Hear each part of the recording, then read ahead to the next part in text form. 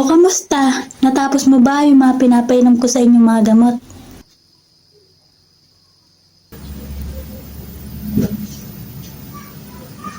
Okay na po, Dok. Tapos na po niya yung mga gamot. Buti naman. May pagbabago ba? Wala nga, Dok eh. Ganun pa din. Sige.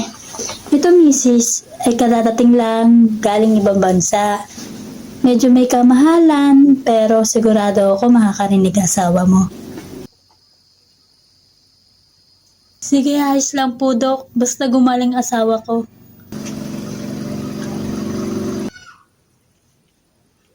Ano, mister? Kamusta? Nakakarinig na ako. Maraming salamat, Dok. Maraming salamat, Lord. Nakakarinig na ulit ako. Aroy! Dok! Maraming salamat po. Masaya po ako na nakakarinig ng asawa ko. Aroy, Diyos ko, maraming salamat po. Honey, masaya ako na magaling ka na. Magkakaroon na tayo ng normal na buhay. Ang sakit, Dok. Anong ingay yun? Yun bang boses? Asawa mo yun? Ayoko na. Asin mo na to, Dok.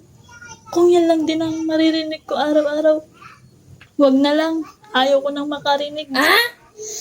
Yun.